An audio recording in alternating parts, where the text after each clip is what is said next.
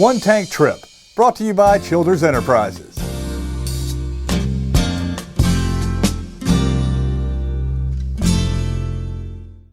For this week's One Tank Trip, we chased adrenaline and got high in the sky for a bird's eye view of this wild and wonderful place we call home. The Wild Blue Adventure Company gives customers a truly one-of-a-kind flight experience while simultaneously immersing them in the rich aviation history that the Mountain State has to offer. We sell and do tours and instruction in a 1943 Boeing Stearman right here alongside the newest national park in the country.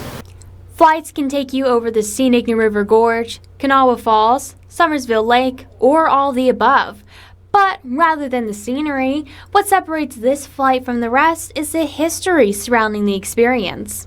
The Boeing Stearman that we fly in was built in 1943 in Wichita, Kansas, and it was a primary trainer in the Second World War for the Army Air Corps. Then in the late 80s or early 80s, somebody found it in a barn and said, I want to restore it.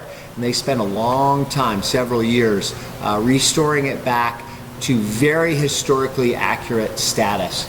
Not only do you get to fly in a piece of history over a national park, but the pilot had a unique journey to the Mountain State and even helped the outdoor recreation become what it is today. I was born and raised in Western Canada. I dropped out of University of Calgary to move here to rock climb for what I thought was going to be one season, and one season turned into almost 3 decades now. So I love it here. West Virginia's home. I could live anywhere I wanted, I guess, and this is definitely where I choose to live. It's a special place. Although doing loops in a plane might sound intimidating, you could not be in better hands than with pilot Bill Chenard. As a flight nurse, outdoorsman, base jumper, and many other things, Chenard says no flight is a good one if the passenger is not having fun. But what we want to do is take people right to the edge of their comfort zone and sort of let them experience what that's like. Because we don't get to do that in everyday life very often.